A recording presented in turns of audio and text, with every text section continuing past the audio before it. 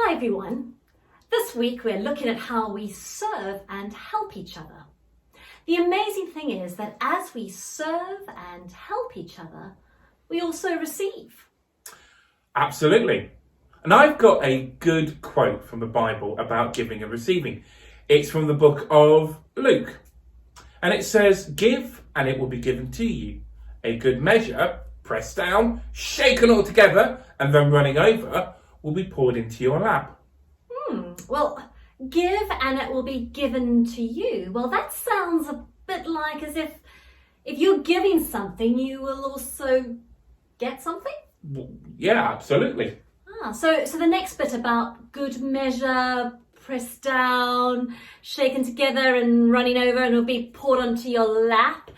Well, it sounds a bit messy to me, but well, that also sounds like not only do you get something back, but it comes back to you in abundance, pouring, overflowing, that kind of thing.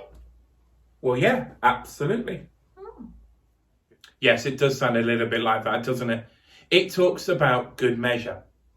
Now, you know that if you were baking, you would use a cup, some scales or some spoons to help you to measure out the ingredients. It is that kind of measure. Well, the second part of the verse says, "For with the measure that you use, it will be measured to you." So if you give well, use a good measure, well, then you will receive a good measure back. Sometimes even more, that it will be so great that it will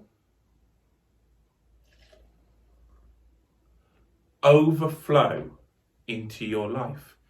If you are generous with your giving, well, then you will receive a generous amount back. Oh, so if my measure is a jar, and I have a jar of lovely sweeties, and I give them away, and then I get a jar of lovely sweeties back. In fact, it's so full that the sweeties are falling out of the jar. Oh, I like the sound of that. Well, sort of. It's more about how you give than what you give. It's all about your attitude and how loving and kind you are in your giving. Take the story of Elijah in the Bible. Now, Elijah was a prophet who lived many thousands of years ago. Elijah was a man who knew God, talked to God, and did what God told him to do. One day, God told Elijah to go to a town called Zarephath and to stay with a lady and her son who lived there. When Elijah got to Zarephath, he saw the woman coming towards him. She was collecting sticks to burn in her fire. "Excuse me," said Elijah, "please can you give me a drink of water and some bread to eat?" "But I have no bread," said the lady. "There's just enough flour in my bowl and oil in my jar to make one last meal for me and my son. And then we will die because we have no more food." Now there had been no rain there for a very long time, and now there was very little food for everyone to eat. "Don't worry," said Elijah. "Just make your meal, but first make a small loaf for me. God says that until it rains again, there will always be enough flour in the bowl and oil in the jar." The lady did as Elijah said. She shared her meal by making some bread for him, and then some for herself and her son. Every time that she made the bread, there was always enough flour and always enough oil. From that day until it rained again, they always had enough food to eat. Gosh, the lady's jars were not full of sweeties, but of flour and oil. She did not have very much, but she trusted what Elijah said about God providing for her needs. And then she gave generously of the very little she had. In fact, it sounds pretty miraculous in that the jars, they were never empty. And from that day on, her son and her always had enough food to eat. The lady gave a good measure of all she had, and she received a continual supply of food until the drought was over. Amazing. You know, Simon, when we serve serve each other in love and kindness, we often get back love and kindness. I was talking to Lee the other day and she had a lovely story to share with me. Check out what Lee shared. Hi everyone, do you know that every Wednesday morning I help some people by delivering some groceries to them? And often I have a chat with them on the doorstep. We talk about how things are going and we share stories about everyday life.